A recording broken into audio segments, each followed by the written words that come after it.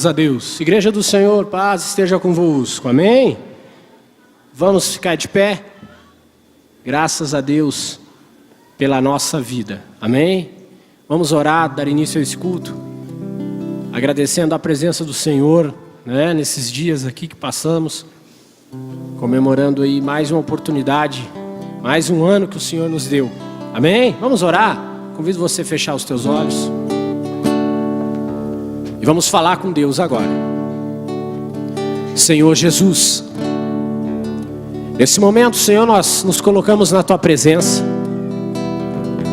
e pedimos perdão, Senhor, dos nossos pecados, dos nossos erros, das nossas falhas, em nome de Jesus. Perdoa os nossos pecados, Senhor, porque nós somos carentes de Ti. Tira do nosso coração aquilo, Senhor, que nos impede de ouvir a Tua palavra. Tira do nosso coração, Senhor, aquilo que não presta. Que a Tua presença, que a Tua graça, que a Tua glória esteja sobre a nossa vida, Senhor. Em nome de Jesus, nos ajude, Pai.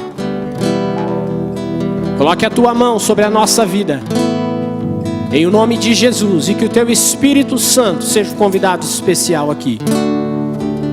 É o que nós queremos, Senhor. Que assim seja, meu Pai. Aleluia. Vamos aplaudir bem forte ao nome do Senhor Jesus. Aleluia. Vamos adorar o Senhor agora. Amém. Diga para quem está aí do seu lado: é bom estar aqui com você. Diga isso. Aleluia. Graças a Deus. Graças ao Senhor Jesus. Fecha os teus olhos.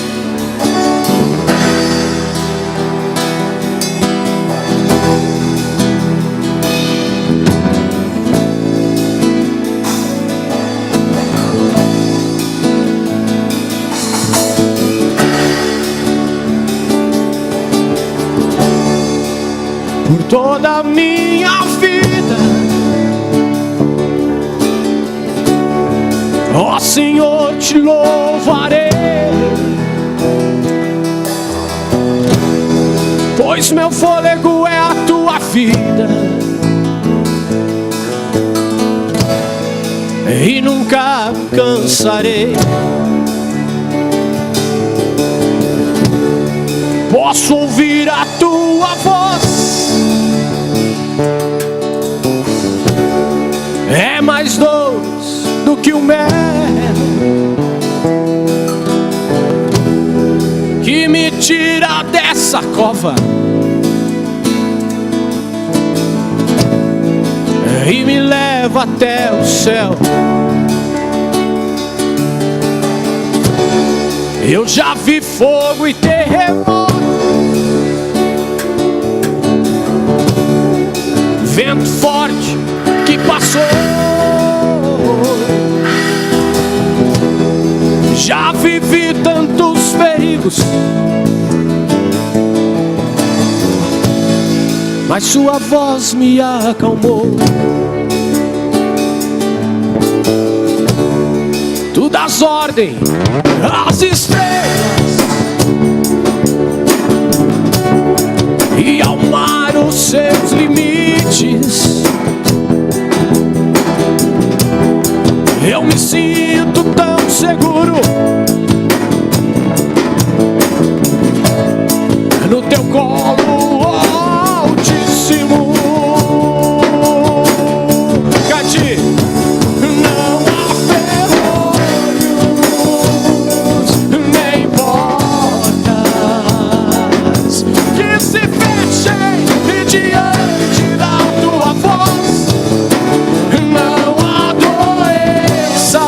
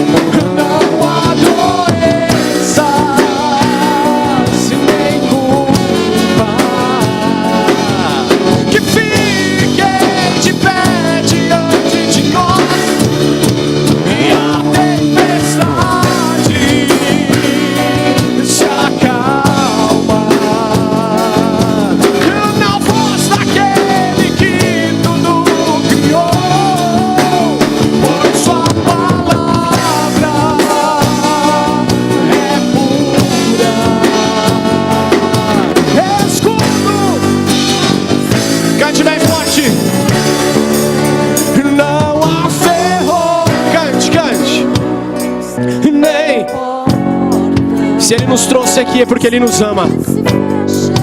Diante da tua voz não há doenças nem culpa que fiquem de pé diante de nós, e a tempestade se acalma. Ele nos ajuda. Tudo criou, pois sua palavra, a palavra do Senhor é pura, escudo para os que nele. Diga mais uma vez: não há ferrolhos nem portas que se fechem diante da tua voz. Não há doenças nem culpa que fiquem de pé diante de nós, e a tempestade se acalma. Na voz daquele que tudo criou, pois sua palavra é pura, escudo para os que nele. Aplauda o Senhor, aplauda Ele bem forte. Aleluia. Diga graças a Deus. Amém, irmãos? A diferença do nosso Deus, a diferença do Senhor verdadeiro é o seguinte: é que Deus, a palavra de Deus fala no livro de Gênesis que Ele disse, né? Ele falou: haja luz, e houve luz, né, irmãos? Você pode pegar o maior cientista, o maior inventor do mundo, e pedir para ele dizer para um pedacinho de pano assim: se faça pano, não dá, né? Mas Deus pode. E se você está enfrentando luta, dificuldade, tempestade, como nós acabamos de cantar, a palavra de Deus diz que Jesus estava dormindo dentro do barco, mas Ele se acordou e mandou a tempestade parar, amém? Você pode estar enfrentando luta, mas Jesus está com você, meu irmão. Aonde você estiver, Ele está conosco todos os dias. Diga graças a Deus. Levante as suas mãos e diga comigo: eu tenho um Deus que me acompanha. Aplauda Ele bem forte. Aleluia, amém? Louvado é o nome do Senhor Jesus, não é? E se estamos aqui hoje, é porque o Senhor é poderoso e Ele nos reuniu aqui para adorar o seu nome, o santo nome do Senhor, amém? E hoje nós vamos ter que cantar aquela a pedido, né? Que nem diz o ditado, né, irmãos? Hoje nós vamos ter que cantar aquela lá, né? Pegou o violão aí, Wesley? Vamos? Aí, ó. Vamos cantar Sem Ovelhas, então, né, irmãos? Tem um monte de irmão que gosta do hino, já que é aniversário da igreja. Vamos cantar essa, então, né? Diga para quem está do seu lado: você é uma ovelha de Cristo. Diga isso: você é uma ovelha de Cristo. Aleluia.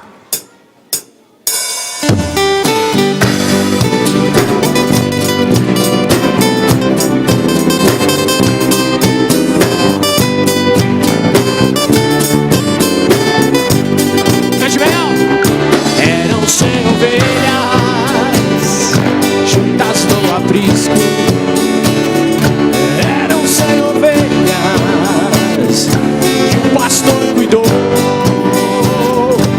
Porém uma tarde, ao contá-las todas, lhe faltava uma,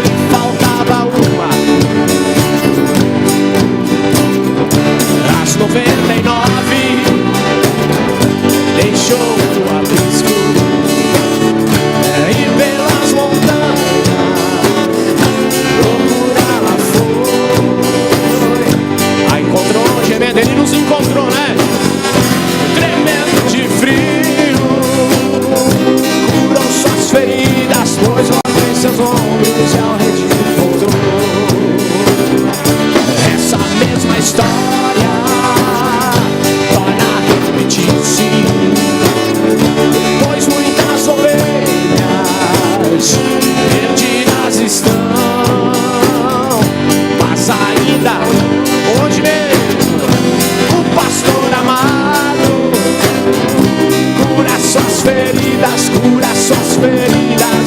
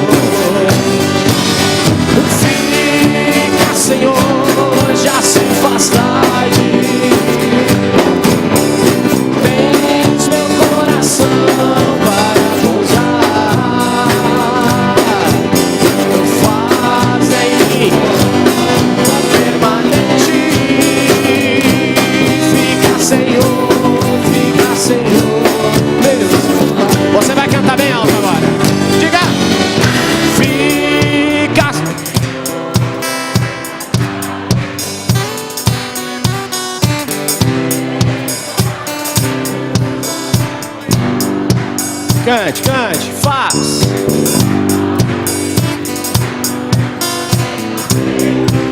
Permanente fica. Só você mais uma vez, diga mais alto. Fica, Senhor.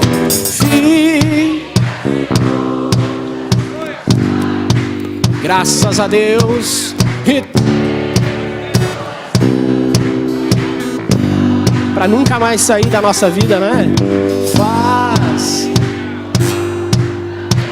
Obrigado, Jesus, porque tu nos ama.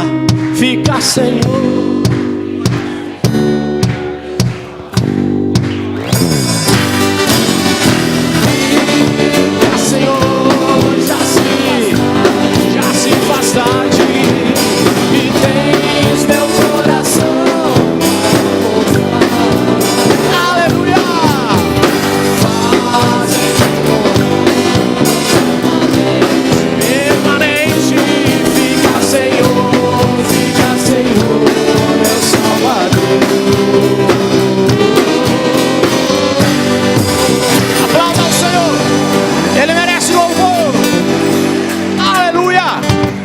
Amém? Ele merece o nosso louvor e a nossa adoração. E Ele não nos abandona, meu irmão. Amém? Desde o dia que esse lugar aqui foi consagrado, não é? Como casa do Senhor, casa de oração. Teve momentos que estava bem feio aqui, bem sujo, por causa da construção, né? Mas a presença do Espírito Santo já estava aqui, meu irmão, amém? Porque esse lugar se chama casa de oração. E eu e você somos casa de oração do Senhor. Somos a morada do Espírito Santo. Então pode estar com os problemas aí, pode estar em construção o negócio. Mas Jesus vai entrar e vai consertar tudo. Ele vai fazer morada na tua vida em nome de Jesus. Diga graças a Deus. Levante as suas mãos e diga comigo, me ajuda, Senhor, a ser melhor. Aplauda mais uma vez a Ele. Aleluia! Amém? Nós vamos estar encerrando essa parte do culto, não é? E passando a palavra para o pastor. E hoje não tem jeito, né, irmãos? Nós vamos ter que cantar aquela do pastor, né? Para nós encerrar o louvor aqui, né? Aquela que o pastor nunca canta, né? No rádio, né?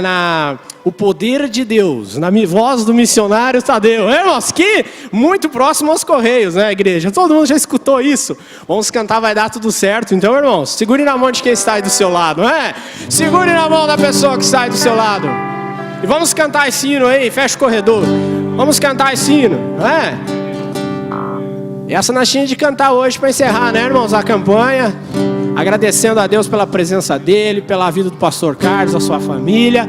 E porque o Senhor nos abençoe e até aqui nós chegamos, amém? Graças a Deus. Aleluia. Se a gente colocar a nossa fé em ação e confiarmos e orarmos a Deus, Deus ouve, Ele responde a nossa oração e dá tudo certo. Esse início você vai cantar, cante você bem alto. Vai!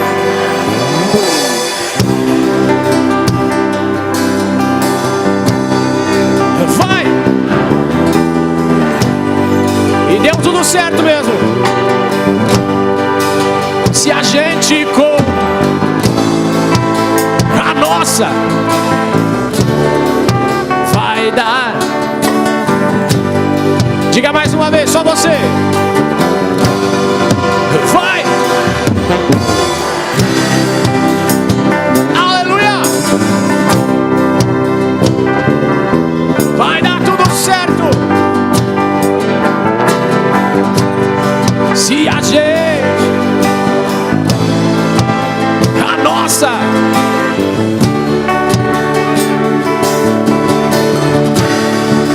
vai dar tudo certo. Sei que a vida não é só de momentos bons, há tempos difíceis. A vida é mesmo assim. Mas se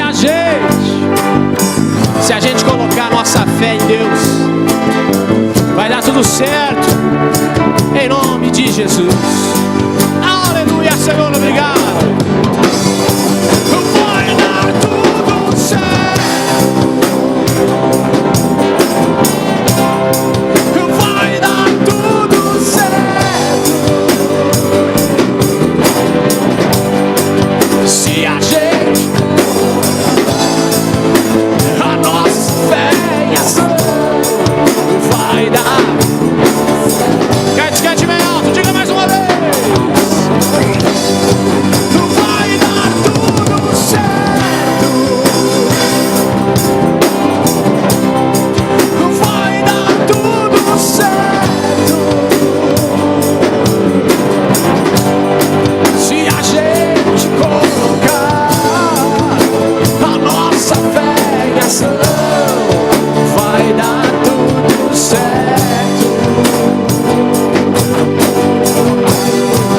Vai dar tudo. Obrigado, Jesus. Obrigado pela nossa família. Obrigado pela nossa casa, Senhor. Obrigado, Senhor, por tudo. Em nome de Jesus. Fica conosco, Senhor. Aleluia. Nos ajude a ser tua casa. Aleluia.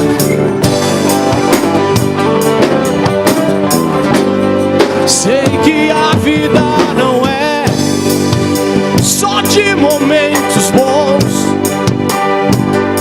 Há tempos difíceis. A vida é mesmo assim. Mas se a gente colocar a nossa, vai dar tudo certo. Cante, meu irmão, bem forte. Vai dar. Aleluia. Vai dar tudo certo. Em nome de Jesus. Se a gente colocar a nossa fé em ação, vai dar tudo certo. Só você cantando agora, diga: vai dar tudo certo. Vai dar tudo. Cante bem alto. Vai. Aleluia. Diga: se a gente confia em Deus que vai dar certo. Vai dar tudo certo. Mais uma vez, diga: vai dar tudo certo. Cante com fé. Vai dar.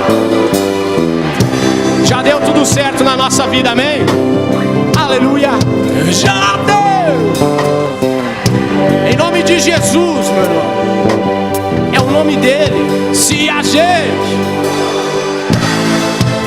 a nossa fé em ação, vai dar. Aplauda bem forte ao Senhor. Aleluia.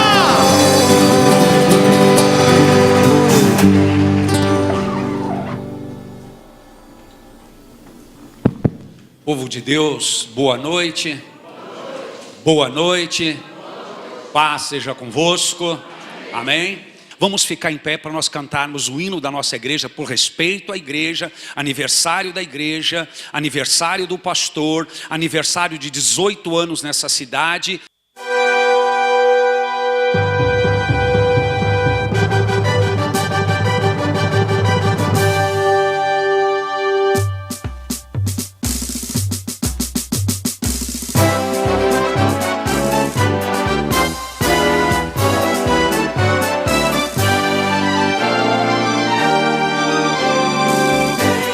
Salvos avançai, nada de temer.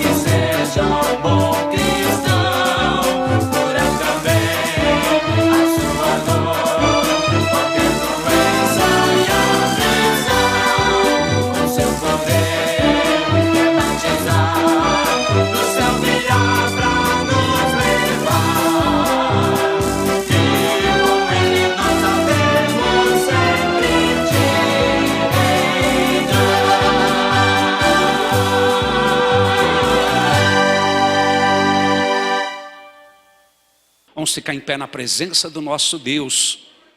E vamos aplaudir a Jesus Cristo, recebendo o servo, o mensageiro, o pastor, que está nos abençoando. Deus o abençoe, filho, em nome de Jesus. Tamo junto.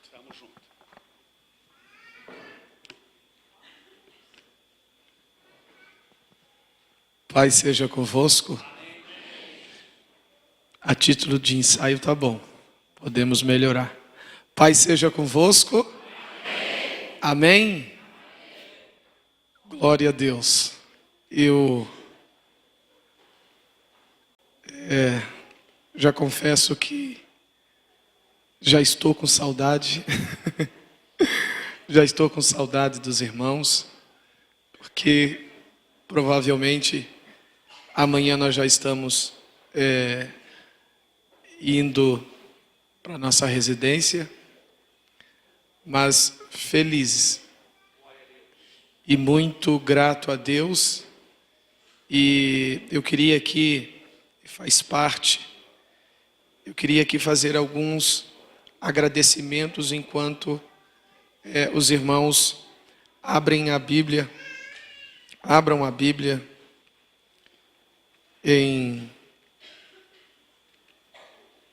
na primeira carta de Paulo aos Coríntios. Primeira carta de Paulo aos Coríntios.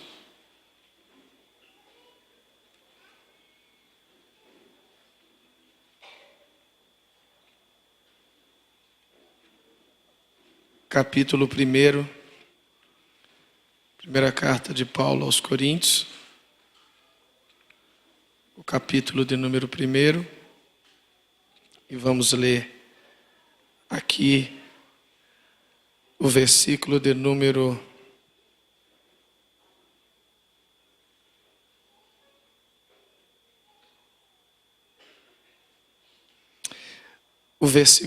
26. Enquanto os irmãos estão aí procurando, eu queria, em primeiro lugar, agradecer a Deus. É Ele que proporciona tudo de bom que acontece nas nossas vidas. Então eu quero primeiramente agradecê-lo, tributá-lo toda a honra, toda a glória.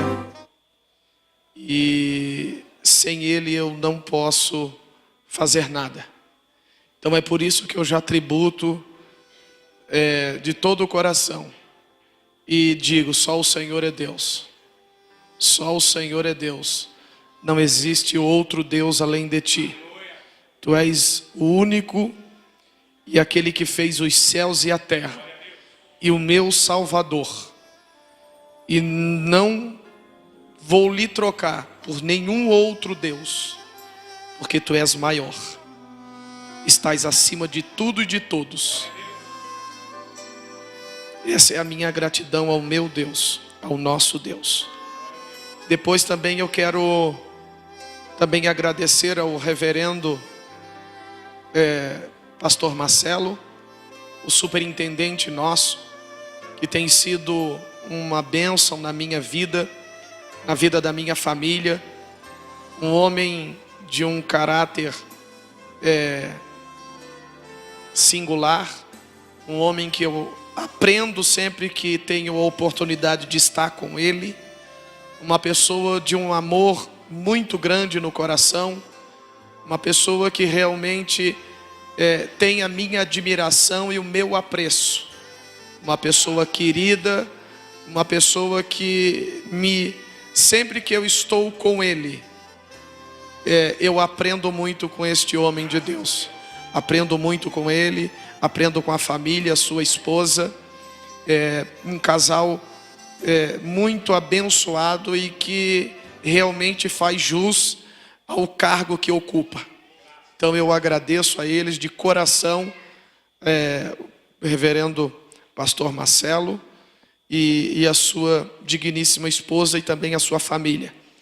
E eu também quero parabenizar também esta igreja por estar comemorando mais este evento de cunho um aniversário, e eu quero crer que esse é um dos muitos que virão.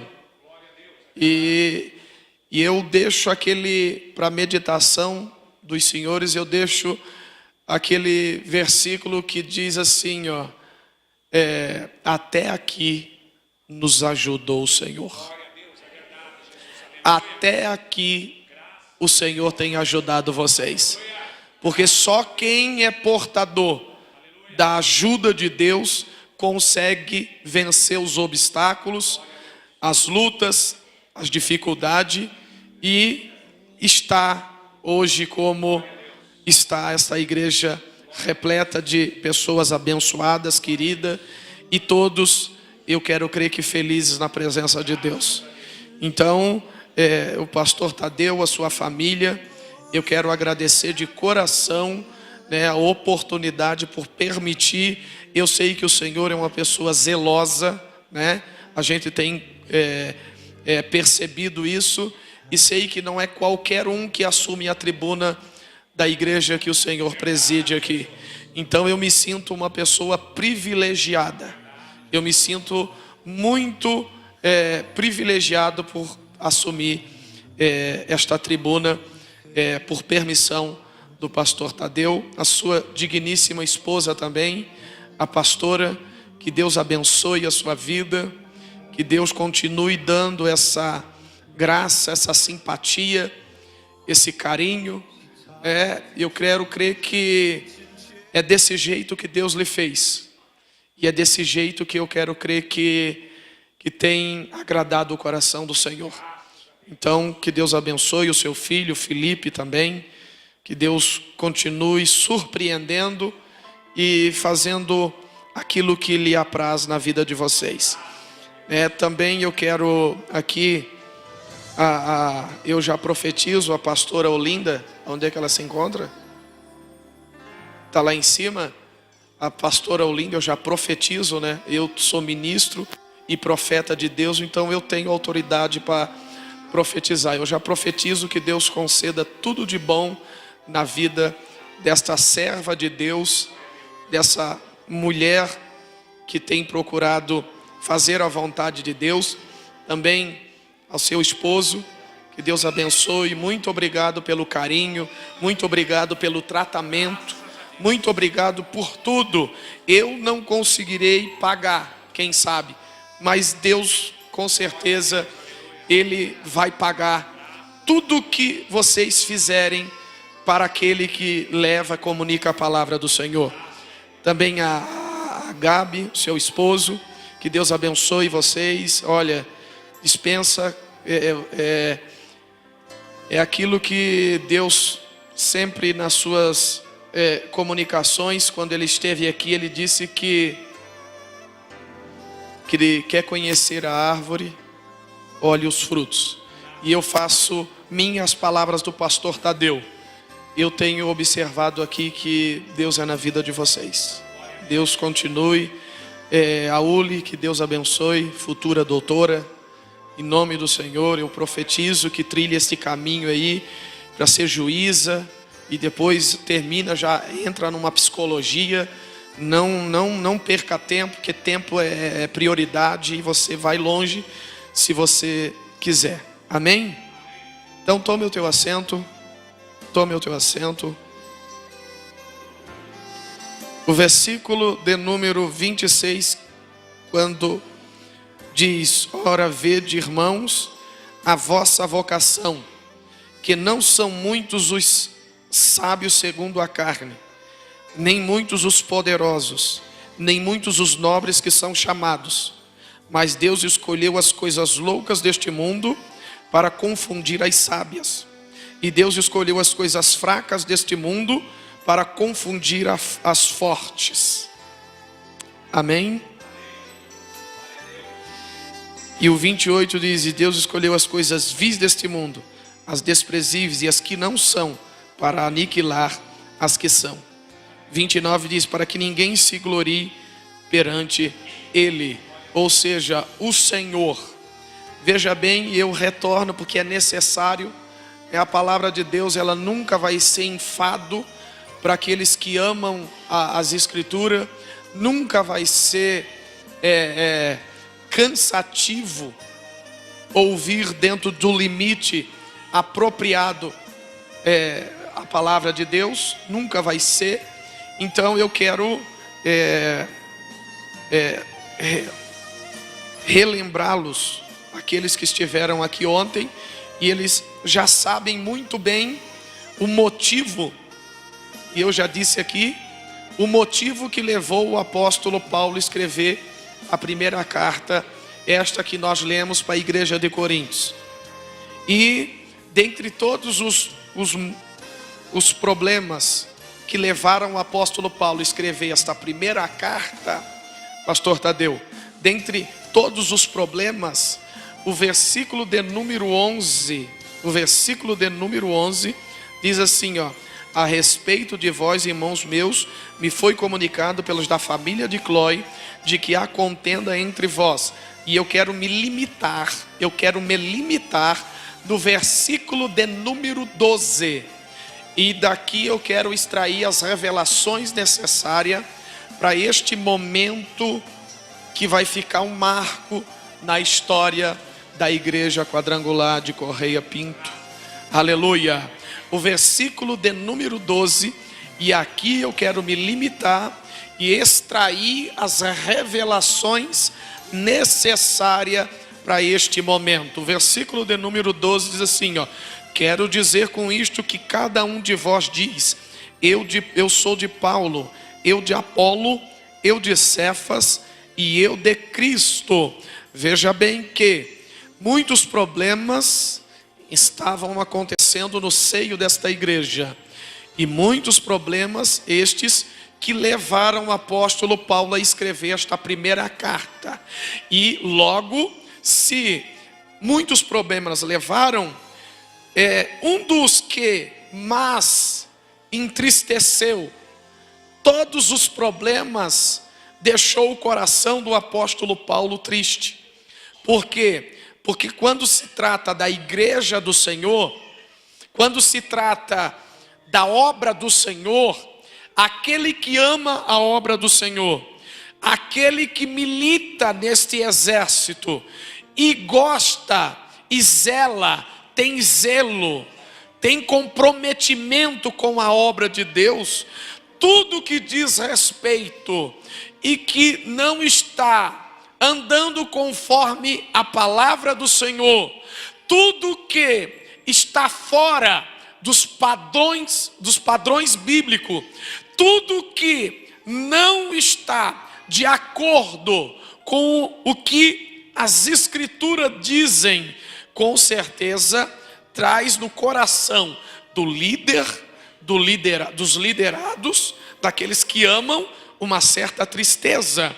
E o que incomodou dentre muitos foi a questão da divisão, da facção. Ou seja, como eu disse em outra oportunidade, ninguém estava falando a mesma língua. Ou seja, traduzindo, havia uma divergência por questões teológicas no seio desta igreja. E começou a tomar uma proporção elevada. Começou a tomar uma proporção elevada a ponto de alguém comunicar a Paulo e dizer para Paulo, no versículo 12, alguém, quero dizer com isto, que cada um de vós diz, eu sou de Paulo, eu de Apolo, eu de Cefas e eu de Cristo. No 11 já nos dá a descrição da pessoa que comunicou o apóstolo Paulo do que estava acontecendo no seio daquela igreja. Veja que o versículo 11 diz assim, ó, versículo 11, a respeito de vós, irmãos meus, me foi comunicado, falado pelos da família de Cloe, de que há divisão, de que há contenda no meio de vocês. E aí o 12 diz, o versículo 12: quero dizer com isto que cada um de vocês diz: eu sou de Paulo, eu de Apolo, eu de Cefas e eu de Cristo. Redobre a tua atenção para você entender e não sair daqui sem entender o que Deus quer falar com você. Eu sou de Paulo, eu de Apolo, eu de Cefas e eu de Cristo. Aí alguém pode perguntar para mim, alguém pode questionar, alguém pode indagar: pastor Carlos, por que é que uma parte optou em seguir Paulo, outra parte optou em seguir Apolo, outra parte optou em seguir Cefas e outra parte optou em seguir Jesus? Ou seja, isto é muito interessante, e quem sabe você já leu e já sabe, mas eu quero relembrá-lo.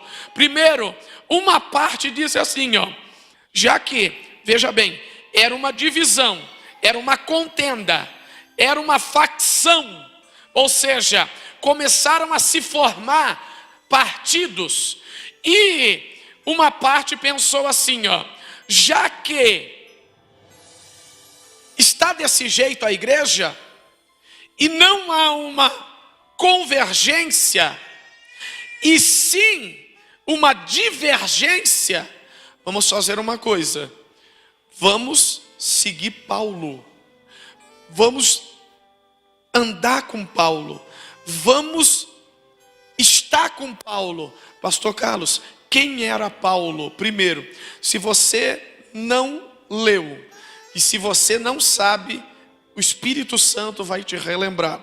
Paulo, ele era um fariseu e muito zeloso na sua atividade como um fariseu, zeloso, cuidadoso, mestre, perito no que diz respeito a estudar as Sagradas Escrituras. Logo, Paulo, ele estudou aos pés de um dos homens mais conceituados da época. Quem era este homem, pastor Carlos? Nada mais e nada menos do que Gamaliel.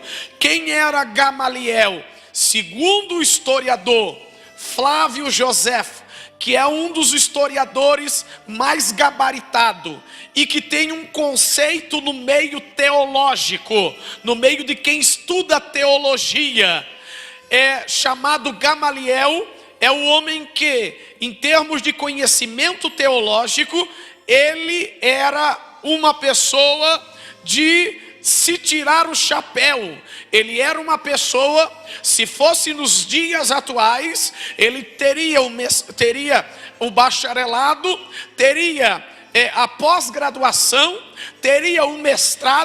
Ele conhecia muito bem as Escrituras, os 5 primeiros livros da Bíblia. Pastor Carlos, só isso? Não. Tem mais ainda? Tem. As credenciais dele era top? Era. Que mais, pastor Carlos? Ele era poliglota. Paulo era poliglota. Quais eram os idiomas que ele falava? Pastor Carlos, falava o grego, falava o latim, falava o hebraico e o aramaico. Só, pastor Carlos? Não. Ele adquiriu a simpatia e a credibilidade de muitos na sua época.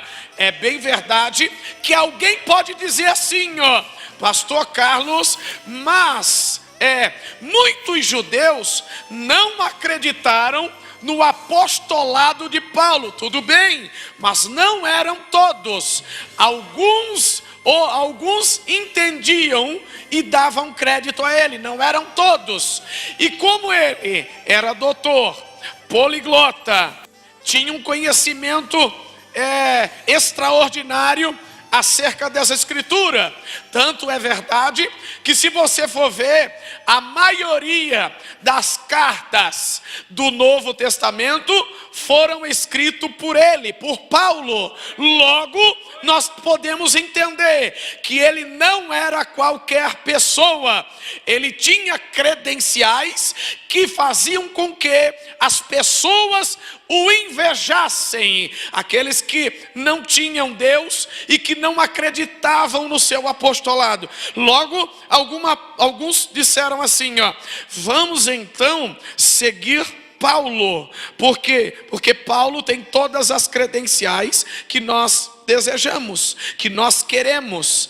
E outra parte pensou assim, já que uma boa parte optou em seguir Paulo por conta das credenciais, aleluia, já porque uma boa parte optou em seguir Paulo por conta das credenciais que lhe era outorgada, nós vamos então seguir Apolo, aleluia, aleluia, nós vamos então seguir Apolo. Você que tem Bíblia, abra Atos dos Apóstolos, capítulo 18. Atos dos Apóstolos, capítulo 18. Atos dos Apóstolos, capítulo 18. Atos dos Apóstolos, capítulo 18, versículo 24 em diante. Veja bem que uma gama optou em seguir Paulo por conta das credenciais que lhe foram outorgadas por mérito próprio, lógico. E a outra parte disse, já que vocês vão seguir Paulo, nós vamos seguir Apolo. Atos dos Apóstolos, capítulo 18, versículo 24, diz assim, chegou a Éfeso um judeu chamado Apolo, natural de Alexandria, homem eloquente e poderoso nas escrituras. Este era instruído no caminho do Senhor, e sendo fervoroso de espírito, falava e ensinava diligentemente, com cautela, com prudência, as coisas concernentes a Jesus, conhecendo, porém, somente o batismo de João. Aleluia, aleluia. Versículo 26.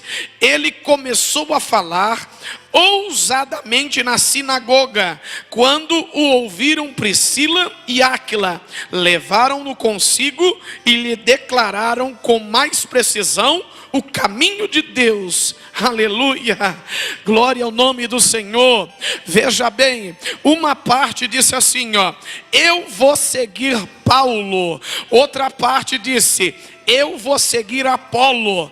Futura pastora Olinda, futuro pastor que está aqui conosco. Veja bem, quando ele disse, eu vou seguir Apolo, não foi por acaso. Por quê, pastor Carlos? Veja bem, presta atenção. Na igreja de Coríntios havia uma gama de nações da igreja de Coríntios, e lá havia também gregos. Aleluia. E os gregos dão crédito à sabedoria humana, à filosofia humana. Preste atenção que você vai entender o que Deus quer falar. Os gregos sempre deram crédito à sabedoria humana, ao conhecimento humano, à boa oratória, a retórica. Ei, a maioria de nós que estamos aqui, porque eu estou pregando a um público, a um povo seleto, escolhido, e aqui pessoas que realmente têm conhecimento também. Nós somos sabedores que a maioria dos gregos dão crédito a tudo isso, a sabedoria, ao falar bem em público, ao ter uma boa oratória, a retórica ser impecável, a argumentação em público. Aquela pessoa que era que é alguém que não tem momento de discurso que ele não se saia satisfatoriamente bem. Ou seja, os gregos dão esta credibilidade, e nós somos sabedor que isto é uma verdade. E aí, pastor Carlos, o que tem a ver com Apolo? Se você for pegar um dicionário, se você for estudar, você vai ver que Apolo estudou em Alexandria. Pastor Carlos, Alexandria? Sim, senhor. Apolo estudou em Alexandria? Sim.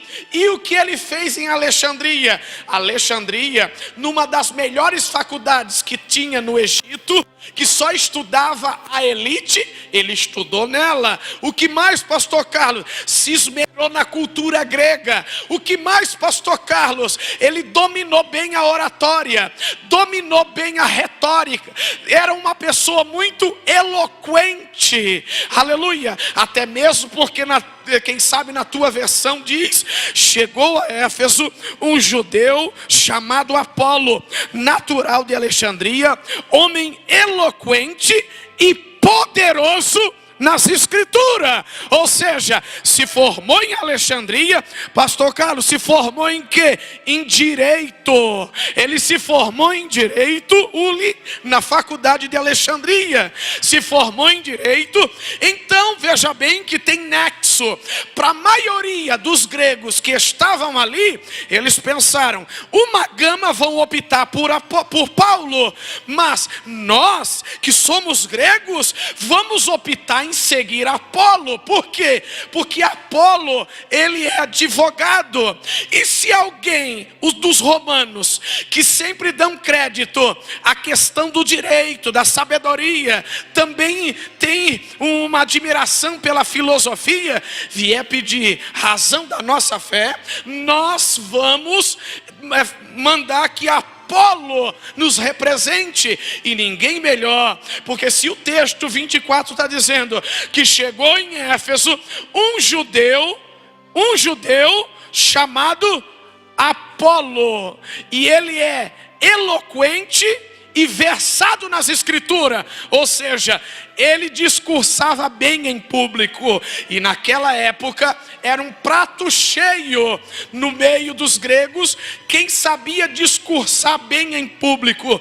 Então a maioria disse: o que Apolo tem mais para que nós venhamos os seguir? Também tem. Apolo era considerado como removedor de montanhas, senhores que estão aqui. Apolo era considerado como removedor de montanha. Pastor Carlos, o que é isso, removedor de montanha? Pois bem, deixa eu, com a ajuda do Espírito Santo, lhe explicar. Removedor de montanha não tem nada a ver com alguns que dizem que Deus vai remover monte no sentido literal. Primeiro, que o nosso Deus não tem prazer nenhum em remover montanha no sentido literal. Quando fala removedor de montanha ou remover montanha, primeiro, remover montanha e o removedor de montanha. O que era um removedor de montanha? Entre os contemporâneos de Jesus, removedor de montanha, sabe quem era? Era aquela pessoa que não tinha problema que ele não solucionasse, não tinha enigma que ele não decifrasse, não tinha problemática que ele não desse a solução. Este era conhecido como removedor de montanha. Ele sempre tinha uma palavra, ele sempre tinha uma resposta para as perguntas que lhe eram feitas. Logo, ele era conhecido como removedor de montanha, uma pessoa acima da média, inteligente, sábio. Entre os contemporâneos de Jesus, este era a pessoa conhecido como removedor de montanha. Por isso que aí está então, quando os discípulos, alguém veio até os discípulos e perguntaram assim, ei, expulsa o demônio do meu filho. Os discípulos não conseguiram expulsar. Logo, Jesus vem descendo do monte da transfiguração, o homem se depara com ele, vai até ele, e ele diz assim: ô mestre, Rabi, o senhor pode expulsar o demônio do meu filho? Veja bem, preste atenção, removedor de montanha. O senhor pode expulsar o demônio do meu filho? Jesus disse para ele: tudo eu posso no que você crê. Aleluia. Quem acredita que tudo Deus pode no que você crê? Provoque o teu irmão e diga: tudo Deus pode no que você crê. Aleluia. Aleluia. Tudo Deus pode no que você crê. Aleluia. Então veja bem, aí Jesus disse: tudo eu posso, camarada, no que você crê. E ele disse assim: tudo bem, me ajuda na minha pouca fé. Me ajuda na minha pouca fé. Aí Jesus disse, foi lá, expulsou o demônio do menino, fez o milagre, e depois ele foi, estava andando, parou, e os discípulos o chamaram em particular: ô mestre, preste atenção, olha aqui para mim. Ô mestre, por que é que nós não conseguimos expulsar aquele demônio? Jesus olhou e disse assim: primeiro, vocês estão comendo demais. Segundo, vocês têm pouca fé. E terceiro, vocês oram pouco. Por quê? Porque Jesus disse, então subentende-se, que é isso? Essa casta não sai senão com muito jejum e muita... Aí ele disse assim, aí Jesus disse: mas se vocês tiverem fé como, diga como, e não igual. Como e não igual um grão de mostarda, peça para esse monte passar daqui para lá e ele vai passar. Jesus estava olhando para monte no sentido literal? Não! Jesus estava olhando para o problema daquele homem. E Jesus estava dizendo: se vocês tiverem fé, como não é igual, porque alguns dizem igual, nada não tem, não, é como, se vocês tiverem fé, como um grão de mostarda, ou seja, não é como alguns dizem, se você tiver uma fezinha assim, você vai alcançar grandes coisas. Isso aí não tem base bíblica. Aleluia, aleluia. Porque quando está dizendo aqui, que se você tiver fé, como, isso subentende-se que se você tiver fé, que cresce gradativamente. Ou seja, se você tiver fé semente, que quando lançado na terra, tem os seus procedimentos para chegar a ser uma árvore grande. Ou seja, Jesus está dizendo assim, se você tiver fé como um grão de mostarda, ou seja, como que com o tempo a fé vai aumentando cada vez mais, até chegar a ponto de dizer: eu tenho o dom da fé. Porque a Bíblia diz que a uns foi dado o dom da fé. Então nem todo mundo tem dom de fé, nem todo mundo, porque senão a Bíblia estaria entrando em contradição, e nós somos sabedor que ela não entra em contradição. Uns têm o dom da fé e outros não têm. Por isso que Jesus disse: se vocês tiverem fé como um grão de mostarda, que cresce gradativamente, tem que ter o sol, tem que ter a chuva, o terreno tem que ser bom para ela crescer, ela tem que morrer lá para ela estourar e vir para, ou seja, falando de situação difícil. E aí, ou seja, quanto mais nós enfrentamos lutas, dificuldade, problemas, mais a nossa fé cresce, mais a ponto de se transformar numa fé viva e eficaz, a ponto de dizer: sai luta, sai dificuldade, sai problema, vai embora, não deixe a minha casa, deixe a minha família, deixe os meus irmãos, deixe a minha igreja. Aí você já adquiriu. E Apolo era conhecido como removedor de montanha, porque ele era muito inteligente. E aí a maioria disse: eu vou seguir Apolo. A outra parte disse: eu quero então ir com Pedro, quem era Pedro, pastor Carlos? Isso você já sabe, mas eu vou relembrá-lo nesta noite. Pedro, ou Cefas na tua versão, era aquele camarada que dava a primeira e a última palavra. Pedro era aquele camarada afoito, corajoso, impetuoso, que às vezes agia nas horas inapropriadas, que era aquele camarada, como eu falei ontem, em certos momentos, pastora Olinda, é inconveniente. Lembra, pastor Carlos, tem base bíblica?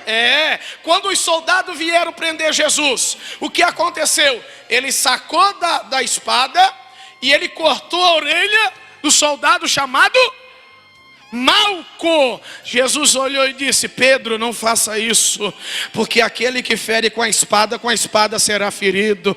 Aleluia. Ou seja, ele também era aquela pessoa corajosa. Quem não lembra do episódio que ele andou por cima d'água? Era corajoso. Ele até a fé dele também era aguçada, ainda que não era uma fé inabalável, porque nós sabemos da história de Pedro, mas era uma fé. Ele andou por cima d'água. Não quero entrar no mérito da questão dele ter afundado, mas ele teve coragem, andou por cima d'água. Quem não lembra também do episódio que estava o colégio apostólico e alguém diz assim: ô fulano, Jesus teve a curiosidade e disse: meus nobres, o que dizem aí o povo aí a meu respeito? Aí um disse assim: segundo o que estão dizendo aí, acho que tu é Elias. O outro se levantou: peraí, eu imagino e dramatizo. Peraí, deixa eu falar? Pode falar. O que os homens aí dizem a meu respeito? Estão dizendo aqui que tu é Jeremias. Não, posso falar? Pode também, fale. O que os homens... estão dizendo aí que tu és Elias ou algum dos profetas. Aí a pombinha chamada Espírito Santo pousou sobre Pedro. E ele disse: nananina não. Repita comigo: nananina não. Não, tá fraco, não vai sair no áudio. Nananina não. Tu és o Cristo, o Filho do Deus vivo. Jesus olhou para ele e disse assim: bem-aventurado és tu, Simão Barjona, ô Pedro. Ei, porque não foi carne e nem sangue que tu revelou, mas o meu Pai que está no céu. E agora eu te digo que tu és Pedro, pequenos fragmentos de pedra, e sobre essa rocha que sou eu, Jesus Cristo de Nazaré, o Todo-Poderoso, eu vou edificar a minha igreja, e as portas do inferno não vão prevalecer contra ela.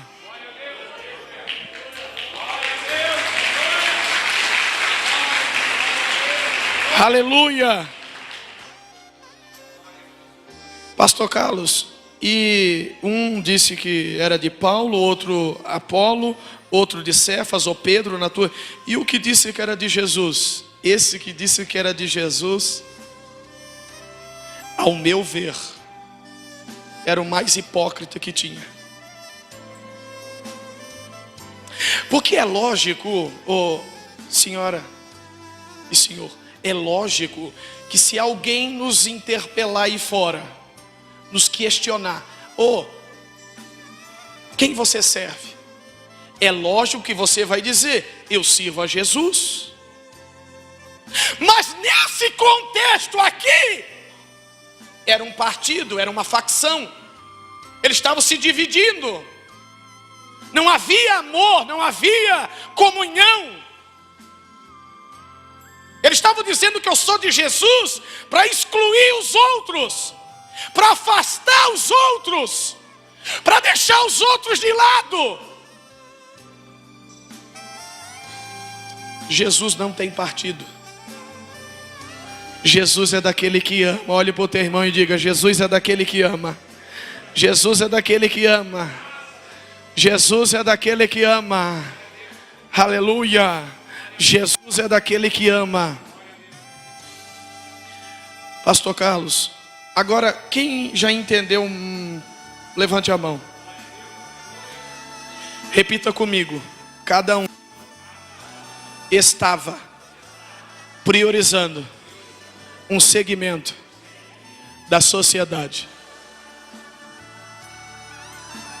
Eu sou de Paulo, porque Paulo tem uma credencial, né, doutor, fala 4 idiomas, é uma pessoa extremamente conhecida, tem uma bagagem extraordinária. Eu sou de Apolo, porque também é outro doutor, fez direito, se formou em Alexandria, então eu vou seguir Paulo, Apolo.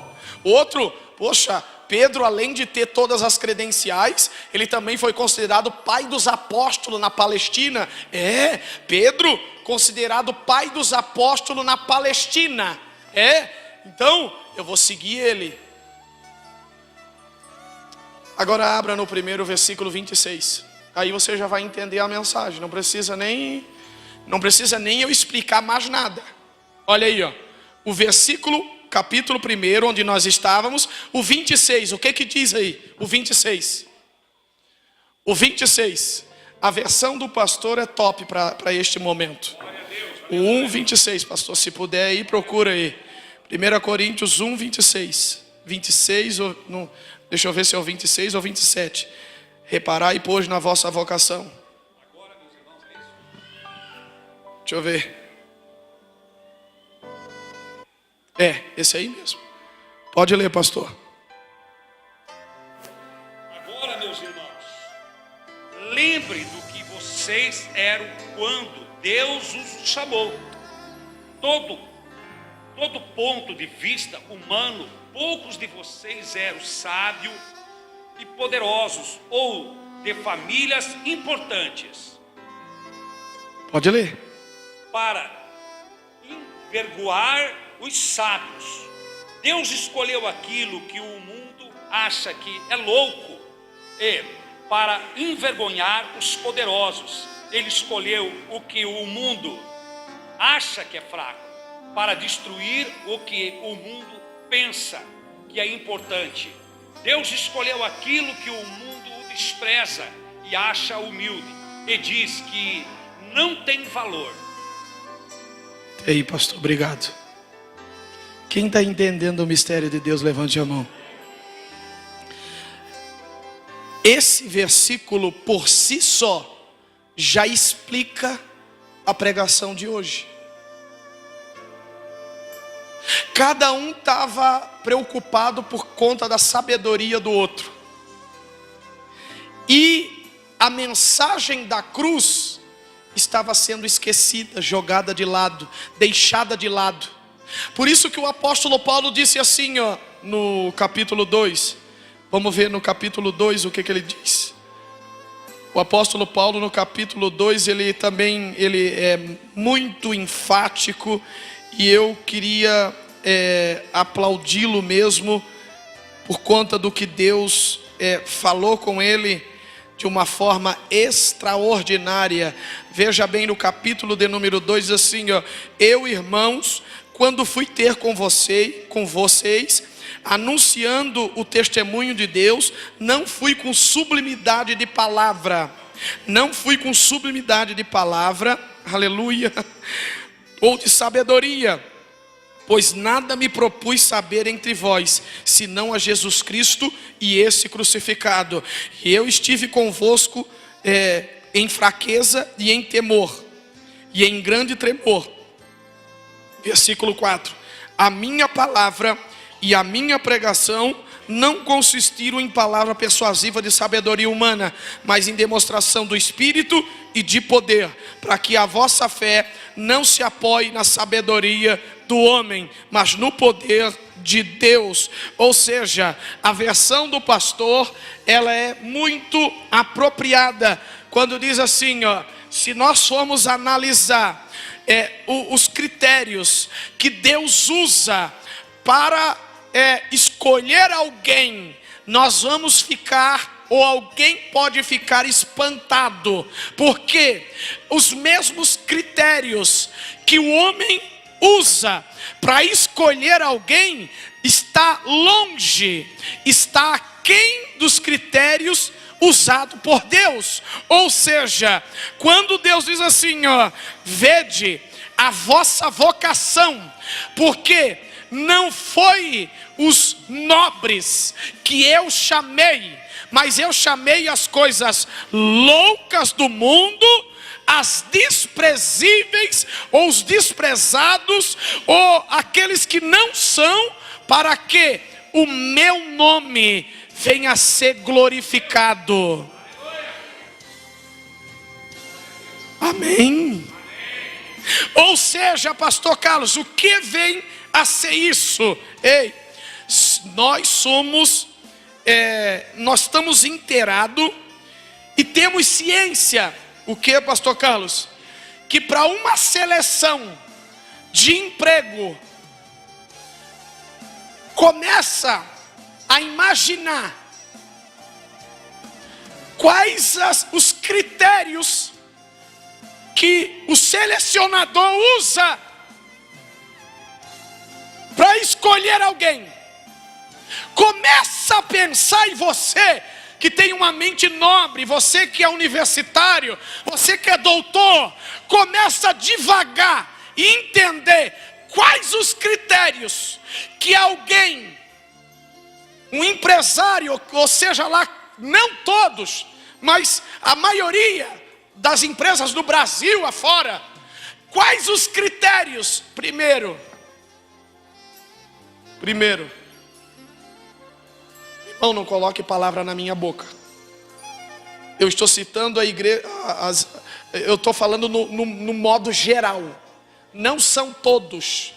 E quem sabe que é. E quem não é, sabe. Não, isso não é para mim. Mas primeiro, o camarada tem que ter uma boa aparência. Isso faz-se necessário, lógico. Ele tem que falar pelo menos o português, o inglês e o espanhol. Antigamente tendo o segundo grau, já estou bem. Uau, já estou bem. Tenho o segundo grau, já estou bem. Hoje, meu amigo, é só a graça de Deus. Por quê? Porque hoje para você entrar no mercado de trabalho está cada vez mais difícil. Porque quando não é padrinho, as qualificações que você tem que ter tem que sobrepujar dos outros. Tem que ter uma boa aparência, tem que falar bom, 2 idiomas no máximo, tem que ter uma habilidade satisfatória para a área que você vai trabalhar.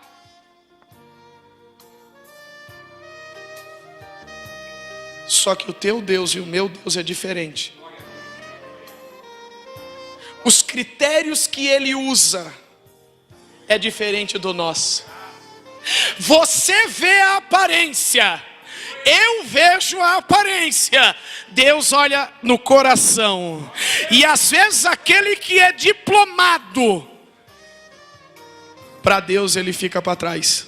E às vezes aquele que não tem nenhuma graduação, mal sabe escrever, Deus olha e diz assim, ele pode contratar porque ele vai longe, ele não vai te incomodar, ele não vai te dar trabalho. Quem sabe aquele que tem 3, 2, 4, ou quem sabe é pós-graduado, doutorado, quem sabe ele vai te dar um maior trabalho. Mas eu, como vejo o coração, eu digo, escolhe aquele que ninguém dá nada, escolhe aquele que ninguém acredita, escolhe aquele que ninguém aposta, escolhe aquele que nenhuma credencial aos olhos humanos tem para deixar alguém de queixo caído. Mas escolhe ele, porque ele vai ser a pessoa que vai te surpreender e que vai suprir as tuas necessidades. Aleluia, aleluia. Aleluia. Por quê? Porque Deus escolhe as coisas que não são. Quem sabe eu estou pregando aqui, comunicando aqui para alguém que está dizendo assim, ó, mas eu não tenho capacidade. Muito bem, parabéns. Deus não escolhe capacitado, Ele escolhe para capacitar. E eu estou pregando para alguém aqui, que Deus escolheu para uma obra grande, tanto na área espiritual, na igreja eclesiástica, como na área secular. Deus vai te exaltar, porque Ele escolheu você, não pelas qualificações que alguém humano escolheria, não, mas pelos critérios dele. Ele olhou para você e disse: você pode não ter, mas eu tenho. Você pode não ser, mas eu sou. Você pode não ir, mas eu vou na tua frente. Você pode não chegar, mas eu chego em primeiro lugar e abro a porta que está fechada, porque eu ainda continuo sendo Deus.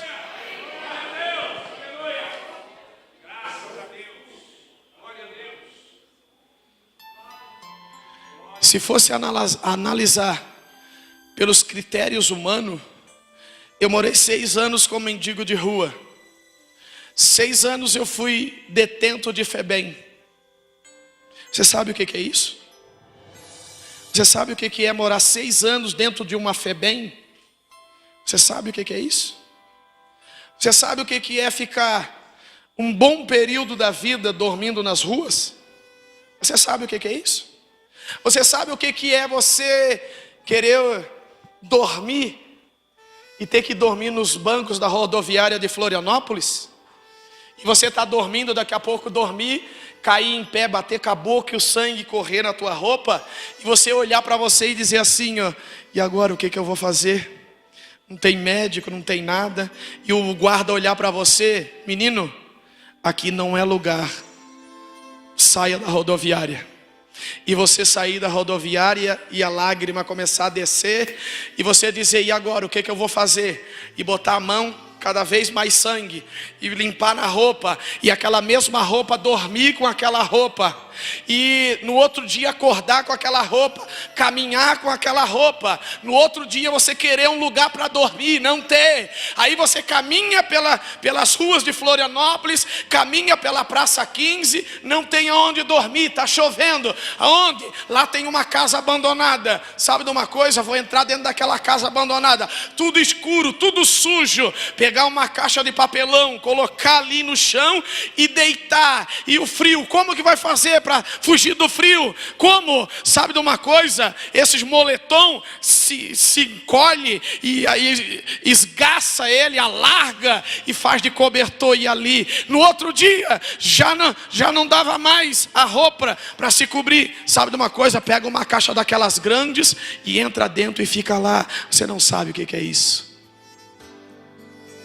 Você não sabe o que é isso, você chegar e ver os pais levando os filhos, e você ali pedindo nos quiosques, você ali dizendo: por favor, me dê um pedacinho de pão para me matar a minha fome. Por favor, me dê, pague um lanchezinho para mim. Por favor, compre alguma coisa para mim comer, porque senão eu vou morrer de fome. E às vezes a pessoa olhar para você e dizer: não vamos pagar nada não. E às vezes tu virar as costas e sair de cabeça baixa, e o estômago quase saindo pela boca de tanta fome. E aí você caminhar. Poxa, já que ninguém me deu, eu vou naquele lixo ali mesmo. Aí você vai naquele lixo, pega ali, aí tem maçã podre. Aí você pega a maçã, tira aquelas partes que está podre, e pega, come. Às vezes coxinha jogada no lixo, que as pessoas estavam ali comendo, jogavam, disse assim: morrer de fome eu não vou. Pegava, tirava a parte que estava ali meia comida e comia. É a lei da sobrevivência. É a lei da sobrevivência. Se fosse analisar humanamente falando, coitado desse rapaz, vai morrer. Coitado desse rapaz, não tem jeito para ele. Coitado, nunca vai ser ninguém na vida. Coitado, esse daí é um zero à esquerda. Coitado, esse aí não tem chance para nada na vida. Nunca vai ser nada.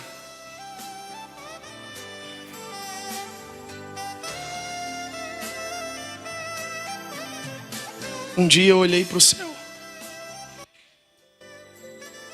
Um dia que eu vi um amigo meu, nós estávamos em Florianópolis, e eu não sei se alguém lembra aqui, que tinha um parque, uma roda gigante, no aterro da Bahia Sul. E esse meu colega de rua, nós era tudo criança.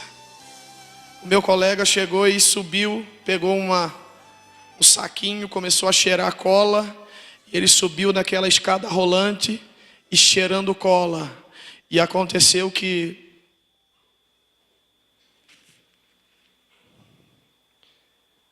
ele caiu lá de cima. E veio rolando, e a roda gigante, e naquele movimento dela, ele caiu lá embaixo. E aí um dia nós estávamos dormindo na rua, e aí pegaram eu e disseram: você mora onde, moço? Eu disse: eu não tenho casa, eu não sei onde eu moro, eu não tenho casa, eu não tenho onde morar, então você vai para a FEBEM. Aí fiquei 6 anos na FEBEM. Depois saí da FEBEM, não tinha onde morar, voltei novamente para as ruas. E voltei novamente para as ruas. E como eu não tinha onde morar, como eu não tinha o que fazer, eu disse: eu vou assaltar. E virei num alho. Eu quero resumir aqui, porque tem coisa que não vai edificar a tua fé, então eu não vou falar, mas o meu desejo era ser alguém. O meu desejo era poder ter uma família. O meu desejo era poder ter felicidade. E saindo dali da FEBEM, fui para as ruas novamente, me envolvi no tráfico, me envolvi no mundo das drogas. Graças a Deus que eu nunca fumei maconha, nunca bebi, nunca cheirei. Está sendo gravado aí, a minha família mora em Florianópolis, porque tem gente que o testemunho dele é mentiroso, tem gente que o testemunho dele é só para enganar os outros, mas a minha família mora em Florianópolis, e a minha família sabe que o que eu estou dizendo aqui é verdade. E aí aconteceu que fui para o mundo das drogas, pratiquei alguns assaltos. Não que eu não tinha mente criminosa, eu não tinha maldade. Eu ia junto com as pessoas, porque era o único meio que eu tinha de também comer, de também ter um dinheiro para comprar alguma coisa. Era o único meio, mas eu não tinha mente criminosa, eu não tinha mente bandida. Eu era um jovem que estava naquela situação por conta do momento, mas eu não tinha mente criminosa. E aconteceu que passaram-se algum tempo, e o meu irmão também entrou para o mundo. E um dia nós resolvemos fazer um assalto em Balneário Camboriú. Olha aqui para mim que eu já estou encerrando. Resolvemos fazer um assalto em Balneário Camboriú. E aí tinha o jogo do Figueirense, em Florianópolis. E nós fomos até o campo do Figueirense, furtamos um carro, fizemos ligação direta no carro, e fomos até o local onde a gente residia para fazer este assalto.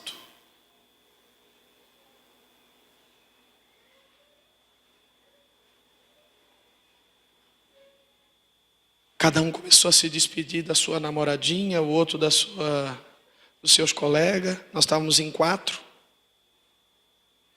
E aí entrou o meu irmão, que dirigia. Entrou o outro parceiro dele do lado.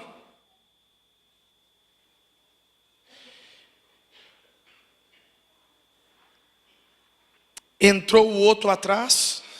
E por último era a minha vez de entrar. Quando eu fui entrar no carro, eles disseram assim, ó, fica aí em casa. Porque quando nós voltarmos, nós repartimos o dinheiro com você.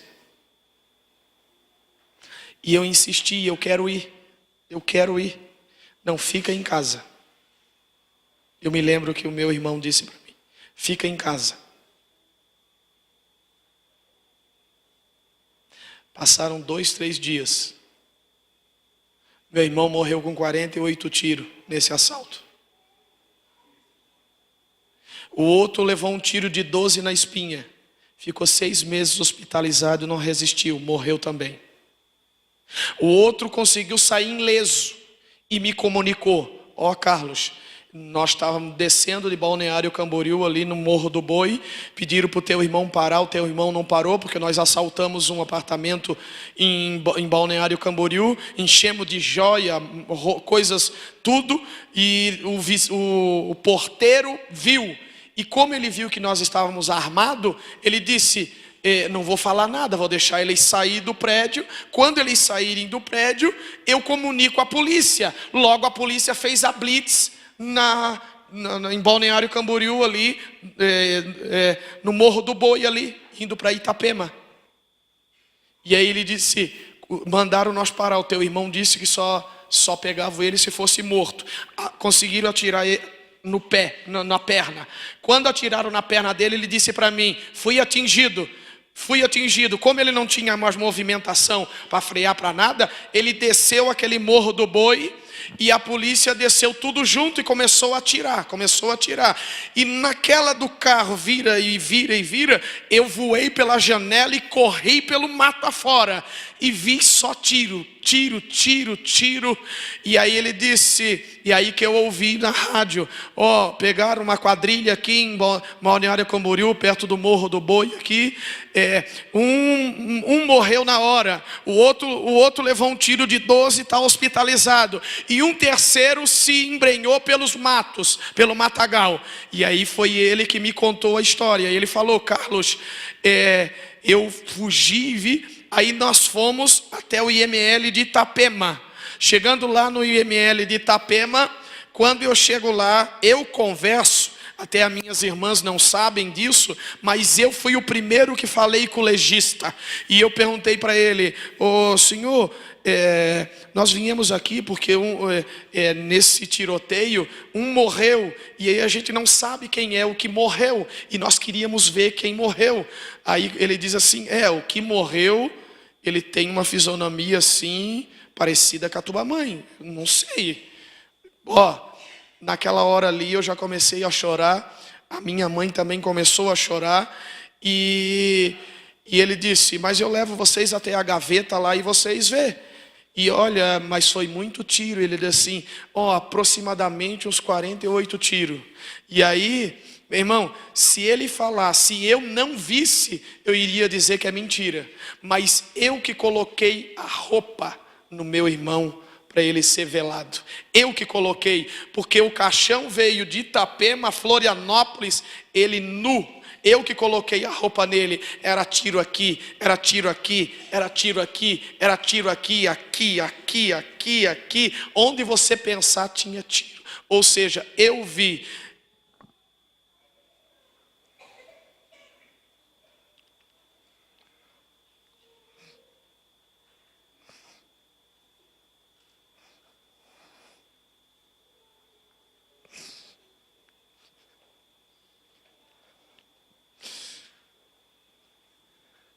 Hoje eu entendo por que Deus não deixou eu ir. Hoje eu entendo por que Deus não deixou eu ir. Fui no hospital depois, para ver se tentava falar com esse outro que estava hospitalizado. E os familiares dele queriam me matar, e eu disse, eu não vou lá então. E ele estava algemado lá, e depois de 6 meses ele morreu por infecção hospitalar. Ou seja, Deus me escolheu. Deus olhou do céu e disse, eu tenho uma obra na tua vida. Eu vou mudar a tua história, eu vou fazer com que o meu nome venha a ser glorificado através da tua vida.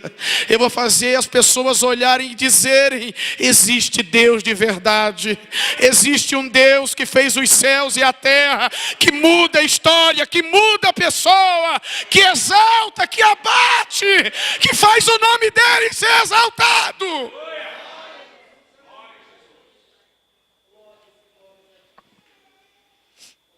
Hoje Deus me deu uma família. Vem aqui, varoa. Vem aqui, não sei se a Sofia está aí. Tive luta, tive problemas, tive dificuldade, Mas hoje eu tenho uma família. Hoje eu tenho uma mulher que me ama, que me acompanha por onde eu for, quando há oportunidade. Sou formado em Direito pela Univale. Tenho outra graduação, sou formado em Teologia pela Uniaselv. Me inscrevi para fazer Psicologia agora pela Univale novamente. Me inscrevi para 2 pós-graduação.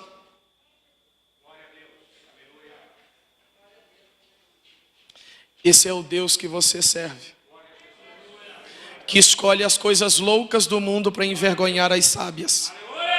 Esse é o Deus que você serve, que muda a história quando ninguém acredita. Esse é o Deus que você serve, que trabalha na vida de alguém para mostrar que os critérios que ele usa é diferente do teu. Aleluia! Levante a tua mão, levante a tua mão. Levante a tua mão em nome de Jesus. Deus te escolheu também. Foi você que Deus escolheu. Foi você que Deus chamou. E desde já eu agradeço esta rica e grandiosa oportunidade. E que o Senhor abençoe fortemente a tua vida e a vida da tua família. Pastor, muito obrigado. Vamos aplaudir a Jesus. Glória a Deus. Aleluia. Nós só temos que agradecer a Deus e orar por este homem e sua família. Estenda as mãos para cá. Vamos abençoar a sua esposa que ali está, as 2 filhinhas. Vamos orar. Grande Deus e grande Pai. Obrigado, meu Deus, pela vida deste teu servo, dessa tua serva, esse homem de Deus, essa mulher de Deus e esses anjos. Obrigado porque Deus preparou tudo. Deus arrumou tudo no seu devido lugar. Que Deus coloque cada dia mais o seu poder alocado, o espírito de discernimento alocado, de conhecimento, de sabedoria e amor pelas almas. Que Deus sustente a ida, a vinda, por onde entrar e por onde sair. E que no nome do Senhor Jesus, essa família, todos os dias de sua vida, conforme Deus vai dar e tem dado, seja uma honra para que o nome do Senhor Jesus se manifeste em vidas que estão neste exato momento precisando em todas as partes. No nome de Jesus, e todos digam amém. Aplauda Jesus, louve a Jesus. A pastora vai passar uma lembrancinha para a pastora, como o tempo está abençoado. Eu vou fazer uma coisa aqui, porque eu vi lá no WhatsApp mais pessoas com aniversário. Vem aqui pastora, vem aqui as 2 pastoras, né? A pastora Adoni e vem a pastora esposa. Vai receber uma lembrança aqui no nome de Jesus, sem discurso. Porque o negócio aqui tem sido tempo. Eu vou pedir para todos que fizeram aniversário essa semana, e estão fazendo hoje, e vão fazer amanhã, venham aqui sábado, venham aqui rapidamente. Felipe, vai cantar os parabéns lá. Quem fez aniversário essa semana, de segunda até domingo, vem aqui rapidinho, vem aqui no nome de Jesus. E saia do local aí, vem aqui quem fez aniversário. Vem aqui rapidamente, essa festa é para todos nós. Quem fez aniversário, vem aqui João, ou João Vitor, vem aqui, Tiago. Você fez aniversário, rapaz, eu e você aqui é festa. Vem mais aqui quem fez aniversário, rapidinho, sai do banco, irmão, não tenha vergonha. Nós não vamos comer churrasco e nem bolo na sua casa. Vem aqui, meu irmão, rapidinho, vem rapidinho. Quem fez aniversário, vem aqui, rapaz. Ô, glória, meus parabéns para os aniversariantes dessa semana, viu? Glória, o mesmo dia, você está então nós temos. Meu Deus, mas o tanto de aniversariante que tem aí. Ô Felipe, puxa os parabéns aí, cara. Vamos lá. Meus parabéns aí para todos. Até o irmão brasileiro é dessa data. Por isso nós se demos bem, rapaz. Mas você também é dessa data. Estou descobrindo você também. Por isso que nós se demos bem. Fique do lado aí, no nome de Jesus. Ô pastor, mas vou pedir para você subir aqui para nós bater uma foto aqui com você. Fica aqui o pessoal. Fica aí que vai ter parabéns para todo mundo. Glória a Deus. Aleluia. Vamos bater uma foto aqui. Vamos bater uma foto com esse homem aqui, irmãos. Não é fácil. Não, o homem é sistemático, né, Thiago? Vem aqui, pastor, no meio. Aqui, ó, Bastiãozinho de Correia Pinto agora. Nossa. Aqui, pastor, ó. Aqui, ô glória. Glória a Deus, sorria. Glória a Deus. Louvado seja Deus. Irmãos, quer nós vamos pra cá com esse homem aqui, abençoado? Glória a Deus. Sorria, pastor. Louvado seja Deus. Até mais uma, né, pastor? Amém, garanta. Garante. Garanta, glória a Deus. Aleluia. Pastor. Glória a Deus. Aleluia. Glória a Deus. Amém. Canta os parabéns rápido lá. Então vamos lá. Tá certo aí? Vamos cantar então os parabéns, irmãos, para o pastor, para a igreja, para os irmãos que estão aqui. E agradecer a Deus por mais um ano que estamos, né, juntos aqui. Para você também, né? Graças a Deus pela nossa vida, também. Parabéns para você nessa data querida. Muitas felicidades, muitos anos de vida. Com Deus ao seu lado, um novo porvir. Que a vida lhe seja um eterno sorrir. Viva os irmãos! Viva a nossa igreja! Viva o pastor! Viva Jesus!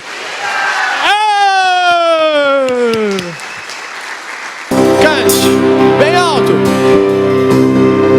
Vai! Aleluia! Diga! Se a gente confia em Deus que vai dar certo. Vai dar tudo certo. Mais uma vez. Diga, vai dar tudo certo. Cante com fé. Vai dar! Já deu tudo certo na nossa vida, amém? Aleluia! Já deu! Em nome de Jesus, meu irmão. É o nome dele. Se a gente, a nossa fé